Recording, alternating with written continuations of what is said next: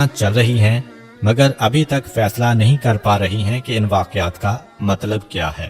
फिर काफिला थोड़ी दूर गया था कि हलीमा सादिया को परवरदिगार की जानिब से बताया गया कि क्या वाकया पेश आ रहा है।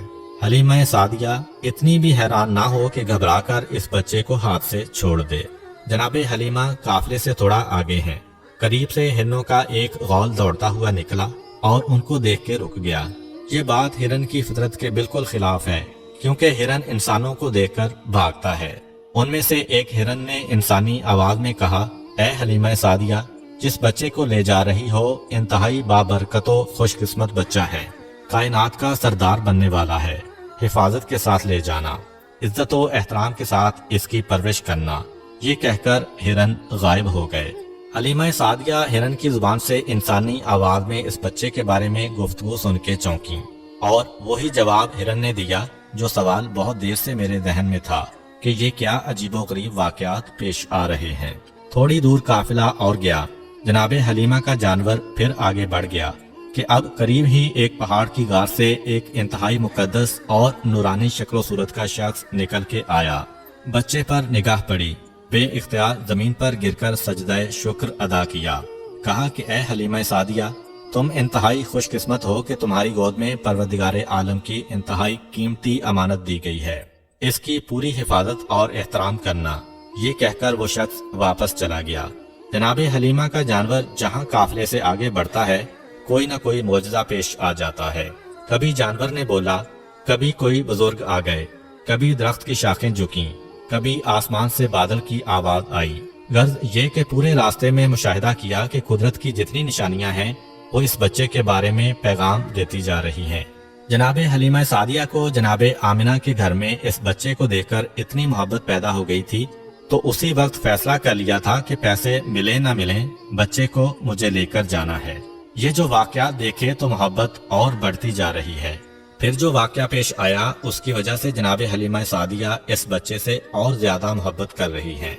माँ होने के नाते जनाबे हलीमा सादिया के लिए एक मुश्किल मरहला था, मगर इस मरहले से बहरहाल गुजरना तो था कि जनाबे हलीमा का एक सीना बिल्कुल सूखा हुआ है और दूसरे में इतना कम दूध है कि अपना बच्चा पेट भरकर नहीं पी सकता। अब ये बच्चा तो उजरत पे लेके आई है, अपने बच्चे को भूखा रख के या जानवरों का दूध पिला के गुजारा करना है, मगर इस लाने वाले बच्चे को अपना दूध पिलाना है। ये परेशानी तो है माँ के जहन में कि किस तरीके से मैं इस मंजिल से गुजरूंगी। मगर उस वक्त ये देखकर मोहब्बत हद से ज्यादा बढ़ गई कि जब ये बच्चा आया, हलीमा सादिया का एहसान नहीं लिया, हलीमा सादिया पर एहसान किया है कि जब दूध पिलाने का वक्त आया, हलीमा सादिया ने यह चाहा कि अपने बाएं सीने से दूध पिलाएं, मगर बच्चे ने मुंह फेर लिया, दाएं सीने की जानिब रुख किया। कई मर्तबा कोशिश की।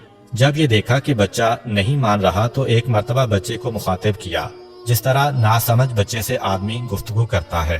कहा कि ठीक है, तुम अपनी जिद पूरी कर लो, लेकिन तुम्हें यहाँ से पेट भरने के लिए कोई चीज नहीं मिलेगी। अलबत्ता ये देखकर हैरान हो गईं कि जैसे ही उस बच्चे ने सीधे सीने को मुंह में लिया, उसमें से दूध जारी हो गया, और इतनी कसरत से दूध जारी हुआ कि दूसरे सीने से भी हलीमा सादिया का अपना बच्चा जो आज तक भूखा चला आ रहा था, आज पेट भर के दूध पी रहा है। जनाबे हलीमा सादिया ने बच्चे को हाथ पे लिया। कितना बाबरकत बच्चा है कि आया तो अपनी ग़िज़ा खुद लेके आया, और मेरे बच्चे के दूध में कमी नहीं होने दी, बल्कि उसे और भी ज्यादा दूध मुहैया कर दिया। परवरदिगार की सुन्नत है कि अपने हबीब पर किसी का एहसान नहीं होने देना है, बल्कि हबीब की वजह से दूसरों पर एहसान होना है। इस मसले पर उलमा ने यह बात भी कही है कि बेशक पैगम्बर इस्लाम ने हजरत हलीमा सादिया के सीने से दूध पिया, लेकिन दरअसल उसका इंतजाम अल्लाह ताला की तरफ से था, क्योंकि उस सीने में दूध जारी हुआ जो सूखा हुआ था। चुनाचे अल्लाह ताला ने जनाब हलीमा के सीने को एक बर्तन करार दिया, और पैगम्बर इस्लाम को पिलाया जाने वाला दूध उनके जिस्म का जुज़्व नहीं था, बल्कि अल्लाह ताला की तरफ से जारी किया गया था। इस बात से वो एतराज भी खत्म हो गया जो हजरत मूसा अलैहिस्सलाम की कौम की तरफ से हो सकता है कि जब हजरत मूसा अलैहिस्सलाम बचपन में फिरौन के महल में पहुंचे थे तो आप पर सबका दूध हराम किया गया था और उनकी वालिदा ने उन्हें दूध पिलाया था, और ये तो अंबिया के सरदार हैं, इन्हें क्यों गैर औरत का दूध पिलाया गया। सफर तमाम हुआ और जनाब हलीमा सादिया इस बच्चे को या इस बच्चे को लेकर अपने घर पहुंची। तारीख में लिखा है कि जब बच्चे को घर में लिटाया गया तो जनाबे हलीमा की सवारी वो गधी 3 मरतबा बिस्तर रसूल के गिर्द तवाफ करती है और फिर पेशानी को जमीन पे रखकर इंसानी आवाज में कहती है कि ऐ सरदार अंबिया, मैं आपकी एहसानमंद हूँ कि आपकी वजह से मेरी बीमारी खत्म हो गई। हलीमा सादिया फिर चौंकी, फिर एक मौजज़ा देखा कि अब समझ में आया कि ये जात इस जानवर की बीमारी खत्म करने का सबब बनी थी। और फिर तो ऐसे वाकयात, ऐसे मुशाहिदात मुसलसल पेश आते रहे कि हलीमा सादिया हैरान होकर सोच रही थी कि जिस बच्चे को मैं बादिल नखास्ता और मजबूरन लेने गई थी वो मेरे लिए कितना बाबरकत साबित हुआ। ये बात जहन में रहे कि पैगम्बर इस्लाम उस वक्त हलीमा सादिया के घर तशरीफ लाए थे जब उनके पूरे कबीले में कहत था। जनाब हलीमा सादिया कहती हैं कि हम मक्के से उजरत में पैसे नहीं गल्ला लेके आए थे, तो कहत में इंसानों के लिए खुराक मुश्किल थी तो जानवरों को क्या खिला सकते थे, मगर फिर भी अपने जानवरों को अपने हाथ से तो नहीं मार सकते। रोजाना सुबह को अपने जानवरों को कबीले के चारों तरफ चरने के लिए भेज देते हैं और अजीब बात यह है कि सारे कबीले के जानवर भूखे वापस आ रहे हैं। अगर किसी को खुराक मिल भी गई तो फकत इतनी कि मरने ना पाए मगर भूखे रह जाते हैं। रोज बरोज कमजोर हो रहे हैं और मेरे जानवर इन्हीं जानवरों के साथ जा रहे हैं, लेकिन वो जब वापस आते हैं पेट भरे हुए आते हैं। जिस्म फरबा से फरबा होता जा रहा है। सारा कबीला हैरान है कि सारे जानवर एक साथ ही एक जगह पे जा रहे हैं, लेकिन सारे कबीले के जानवर कमजोर होते जा रहे हैं और हलीमा सादिया के जानवरों के साथ इतनी बरकत। जनाबे हलीमा सादिया कहती हैं कि जब ये बच्चा मेरे घर में आया उस वक्त मेरे घर में भेड़ बकरियां, ऊंट और बाकी जानवर मिलाकर कुल 22 जानवर थे और जब 5 साल बाद ये बच्चा हमारे घर से गया तो हमारे जानवरों की तादाद 1020 हो चुकी थी। पैगम्बर इस्लाम उस घर में जितना अरसा रहे एहसान नहीं लिया बल्कि हलीमा सादिया और उनके कबीले पर एहसान किया है। जनाबे हलीमा मजीद कहती हैं कि मुझे इस बच्चे का कोई काम सर अंजाम ना देना पड़ा। जब कभी मैं इरादा करती कि आज इसके बालों में कंघी करूं और मैं ये देखती कि इसके बालों में कंघी हो चुकी है, जब इरादा करती कि इसका चेहरा धोऊं तो देखती कि इसका चेहरा पहले से धुला होता। जब कभी ये इरादा करती कि आज इसका लिबास बदलना है तो लिबास पहले से बदला हुआ होता। मैं हैरान हुआ करती कि ये सारे काम कौन अंजाम दे के जाता है, कौन है, किस वक्त आता है, मुझे पता भी नहीं चलता। और मसला फकत हलीमा सादिया के घर तक नहीं, हलीमा सादिया को तो बरकत मिली ही मगर सारा कबीला पैगम्बर इस्लाम से मुतासिर हो रहा है। यही वजह है कि उन 5 सालों में यहूदी पूरा जोर लगा रहे हैं कि पता तो चले बच्चा गया तो गया कहाँ, मगर उन्हें जरा बराबर भी खबर ना मिल सकी, फकत इसलिए कि हलीमा सादिया का सारा कबीला पैगम्बर इस्लाम पे जान छिड़कता है, पैगम्बर इस्लाम से मोहब्बत करता है। और सबब यह है कि जनाबे हलीमा कहती हैं कि पहले दिन मैं इस बच्चे को लेकर अपने कबीले के उस दरख्त के पास गई जो सूखा हुआ था। मैं इस बच्चे को लेके उस दरख्त के नीचे बैठी और हमने देखा कि खुद ब खुद उस दरख्त पे पत्ते आ गए, सरसब्ज़ो शादाब हो गया और फल लग गए। और फकत दरख्त का मसला नहीं है, जिसके घर में इस बच्चे को लेकर जाऊं वो घर खुशहाल हो जाता है। जो इस बच्चे के करीब आ जाए उसकी किस्मत ही बदल जाती है।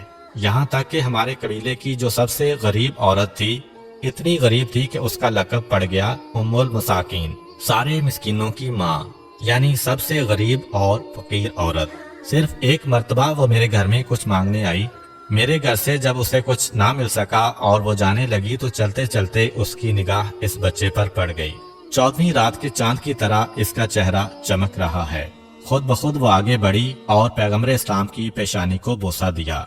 एक अरसा नहीं गुजरा था कि वो हमारे कबीले की मालदार तरीन औरतों में शुमार होने लगी। उसे इस बात का एहसास भी था कि ये तब्दीली किस वजह से आई है।